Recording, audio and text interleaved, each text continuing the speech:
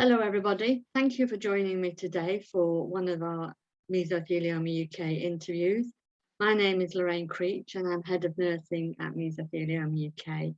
I'm delighted today to welcome Melanie Waters, who is one of our trustees for Mesothelioma UK and does a tremendous job in everything that she does for our charity and also protecting us in many ways by being there on the trustee board.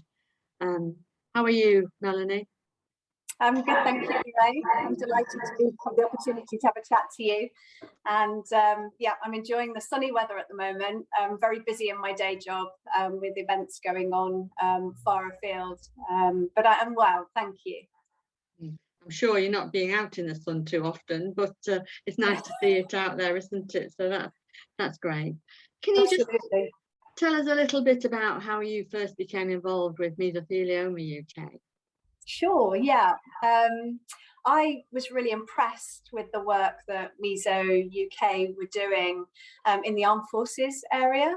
I don't know if you remember the project, the military experience of mesothelioma that Liz and the team were running. And because I work for an armed forces charity, and my father sadly passed away due to mesothelioma, I had a real interest, and I was looking for an opportunity to become a trustee of a smallish charity, and one that was close to my heart. So I approached Liz. I know Mesothelioma UK wasn't particularly looking for trustees as such, but I thought I'd be a bit cheeky, and I approached Liz and suggested that, could I help? I didn't know whether or not I might be a trustee or whether I might help with fundraising or something. But kindly Liz spoke to the chair, we had a good chat, and she agreed that it would be a good idea for me to consider becoming a trustee so that I could be part of the governance, but at the same time bring some of my skills from the charity sector to help the charity. And of course, obviously, we're still helping veterans as well. So it fitted really well, and I'm really enjoying being a trustee. It's a great team, great board, and does fantastic work, as you know. Yeah, that's great. Oh, thank you so much. You mentioned then a little bit about your personal history, personal knowledge of mesothelioma. Are you able to share that with us? Of course, yeah. I mean, my father was diagnosed with mesothelioma when he was in his late 60s.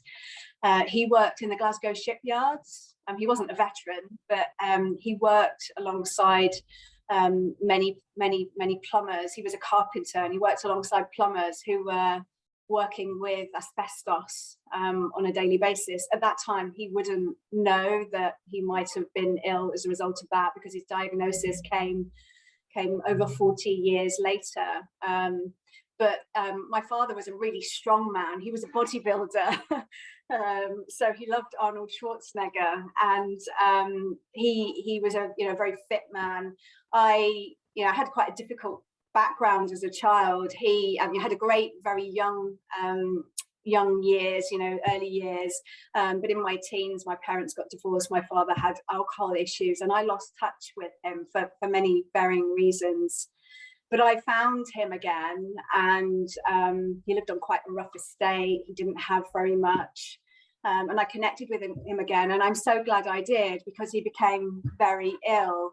I'm an only child, so I felt a huge sense of responsibility when he became ill. He collapsed one day. He'd been a bit out of breath. He'd always been quite fit, but he was a bit out of breath, and he collapsed one day, and he said that he felt like he was drowning, and his lungs, we learned then, had filled with fluid, and that was the kind of first real sign that he had mesothelioma. And I spent a lot of time with him getting the diagnosis. What was really lovely was Anne, who now works for Meso UK, was the first person who helped us come to terms with his diagnosis. And I was delighted to meet her later on through in the internet, virtually rather than in person. I haven't met her in person yet. But Anne Moylan now works for Mesothelioma UK as a specialist nurse. And she was there at the time my father got his diagnosis and supported us because there was quite a lot I had to do for him. He was very ill, and he was born in Scotland, lived in England, and we agreed that the right thing to do would be to get him home back to Scotland. I was doing his washing, his cleaning, his meals, his medication. He was very unwell. And Anne helped me through that complex kind of administration of making sure I had the right funding. Going from England to Scotland is quite difficult, as you know, and getting the right support to be able to do that and to get him into a nursing home, knowing that he was deteriorating quite badly. Did he feel that he just needed to go back to his roots? Because that sounds a massive undertaking, even when you're well and a little elderly, to go back home to Scotland. But did he feel it was really important for him to engage and go back to his roots? Yes, yeah. I mean, he was torn because he'd lived in England since before I was born, and my parents moved to England to find work. And he'd made a life for himself in England. It was a simple life. He didn't have many friends, but Scotland was his home, and that was what he wanted to do, was to go back to that which was dear to his heart. He spent, as a child, my grandparents ran youth hostels and shooting lodges, and he wanted to go back to the mountains. He wanted to go where he felt he'd spent his time as a boy. And I was able to get him back home. I drove him and all his belongings, which managed to fit in my car because he didn't have that much. I piled up my car and put sandwiches in there. I put a wheelchair in there, and drove him back. And he was on morphine at the time. He was in pain, and his legs were swelling and retaining fluid, and he had a chest drain in.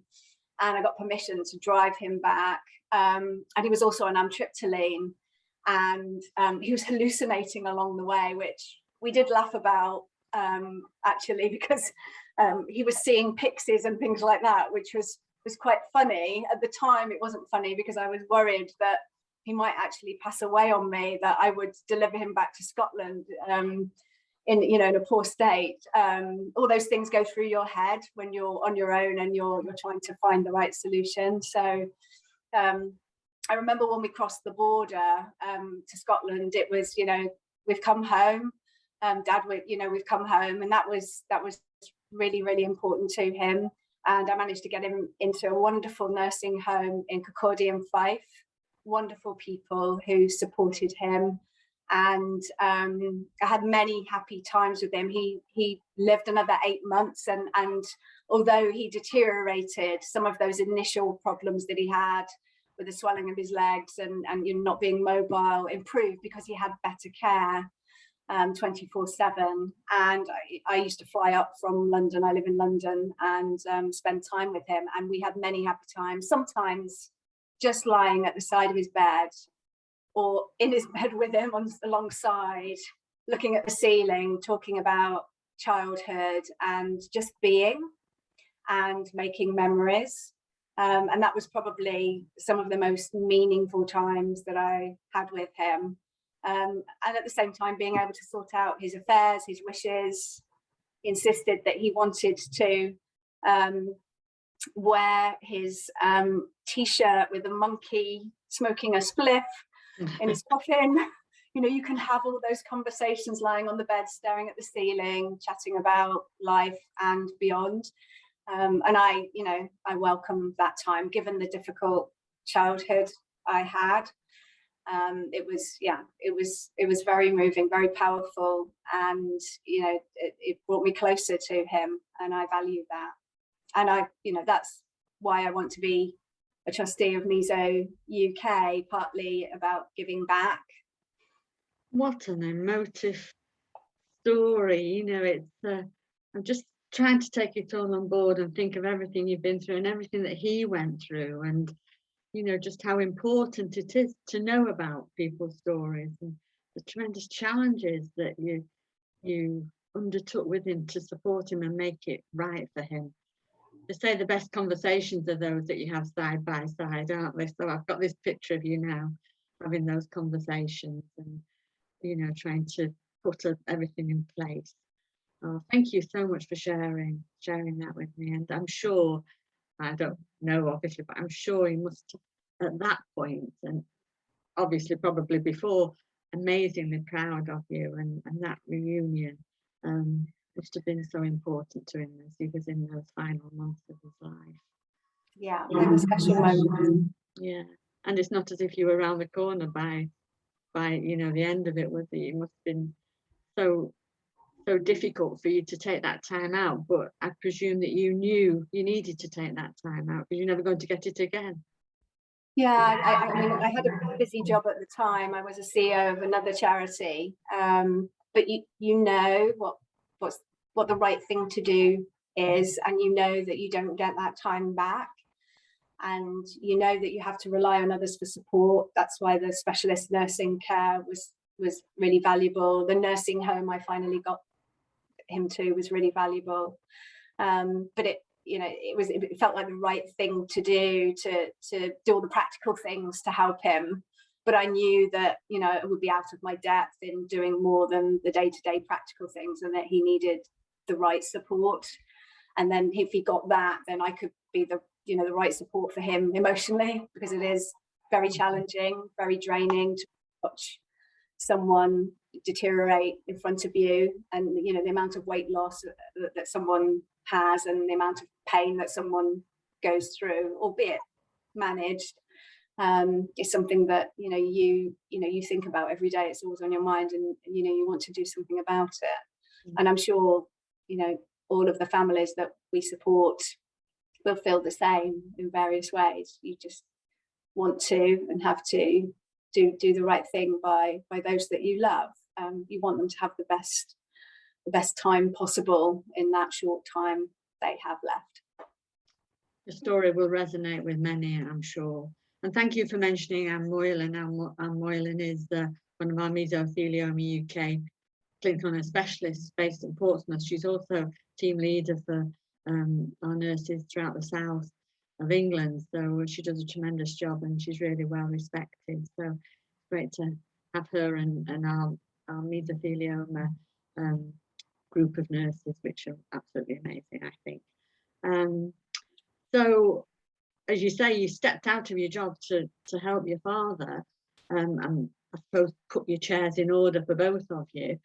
You've moved on since then, and you're now CEO of Help for Heroes. Can you just tell us what your role entails? Yeah, sure. So at Help for Heroes, we help, most people will remember us from the wars in Iraq and Afghanistan, where we were helping veterans or serving personnel at the time who are now veterans, who came back from those wars with very serious injuries that they would not normally have lived, but for the amazing advances in medicine. And we provide what we call recovery support for all veterans and their families who may have been wounded, maybe injured, or have become sick as a result of their service. So, we provide wider support now. We probably help about 4,000 veterans a year, and we raise about 20 million a year. So just to give you a bit of context, and my role is to be responsible for the future strategy of the charity, for the governance of the charity, to make sure that we're offering safe recovery services. And the services that we offer to veterans and their families are psychological wellbeing support, clinical liaison support, so support in navigating the healthcare system, which, similar to some of the specialist nursing care, I work with, many of my team are ex-military nurses, so kind of similar setting. We provide support through individual grants to support people with equipment, prosthetics, orthotics, that type of thing. And then we provide a lot of support through sport, activities, fellowship, the areas where people connect with others, build their strength and resilience, become part of a team, and then really get on with the rest of their lives. And our ambition is that all veterans and their families, if they've been wounded, injured or sick, are healthy, safe, secure, and have purposeful lives. And that's all we ever want for them, for as long as they are able to. And we at the same time are quite a vocal charity. We speak loudly to government because our veterans have something to say often, and we will champion their cause. And if that means that we don't think the government is delivering very well, we will speak out. It might be in the media, it might be to influence policy, it might be to campaign. And we also support them in having their own voice. So we are real advocates of ensuring that veterans can speak publicly themselves. We give them the confidence to be able to speak on media, to tell their stories, and to let people know their experiences. And we're quite an active charity. As soon as I joined, everybody's heard of Help for Heroes, haven't they? I wish the same was for Mesothelioma UK, but obviously, you know, the remit that you cover is absolutely tremendous. So yeah, but that will happen in time for Meso UK. Yes, got to keep working at it. Still a very young charity, so we're a little bit older, so it does happen in time. So yeah, and I have a wonderful team of 250 people that I work with, various specialisms who work with the armed forces community. So I feel very fortunate to have a fantastic team. Brilliant. And I'm sure they'll feel very glad to have you as a CEO. I know that you were awarded the OBE in 2017 for your services to the armed forces. That must have been a really proud moment for you. I don't think your dad had died by this time, hadn't he?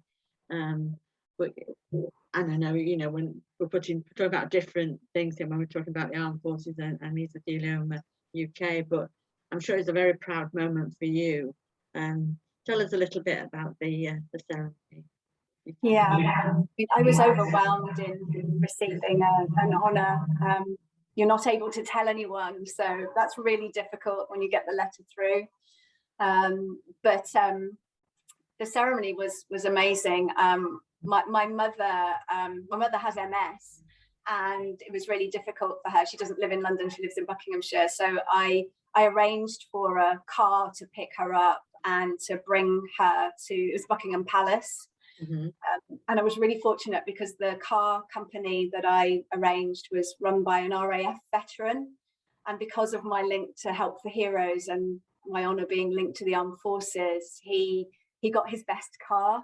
So my mum had what looked like the Queen's Bentley to pick her up and bring her to London and to collect me and then drive into the gates of Buckingham Palace. So that was just wonderful.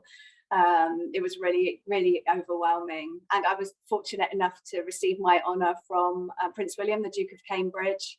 And as you know, he was heavily, he served himself, heavily involved in armed forces charities.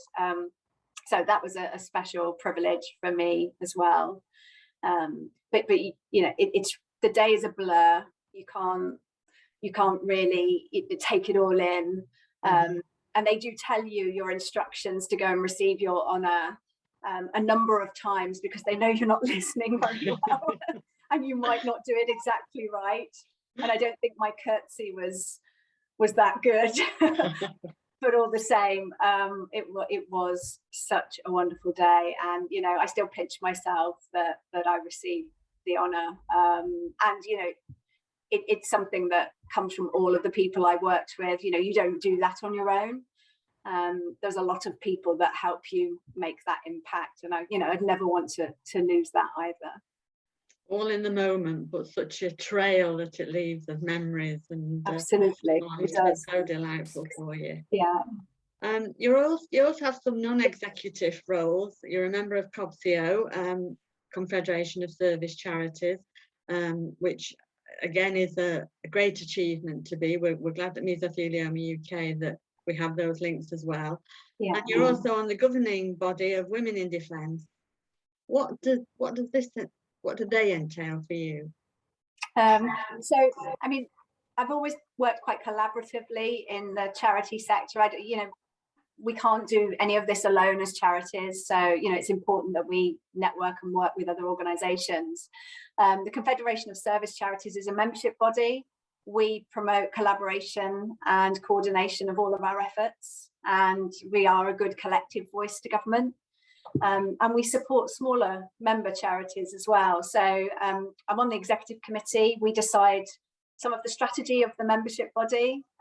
We run projects which helps the sector to collaborate. We have a project at the moment that I'm chairing, which is to try and harness all the digital capability in the sector to try and join it up a bit better, to try and help patient pathways, really. And that's something that we would do. We try and raise standards of governance as well. And it's quite a unique body. There aren't many charity sectors that have a confederation. And I've been on that board for 10 years. So, feel privileged to still be there, but there's always work to do. And, because it's linked to my day job, it's a natural fit. And the same really with Women in Defence. I'm on the governance committee, and our job really is to really help women thrive in the defence sector. So that's both defence industry, charities, and the Ministry of Defence. So, we want women to be able to develop themselves. We have an awards ceremony for Women in Defence, and I'm a judge. Which is so inspiring, seeing this wonderful talent across the whole defence sector, whether it's young people going into new technologies in the forces, or women who've done something amazing to help with gender equality, or women who have risen to high levels because of the effort that they've put in to really to break down barriers and push boundaries. So I feel privileged to be part of that, and to be a judge of that. The awards are very special. Right. I've got to get this right as well. You're also a mentor of apprentices of the Guild of Mercer Scholars, and recently become a member of the Worshipful Company of Haberdashers, supporting their philanthropic aims and education purposes. My word, how do you fit all of this in?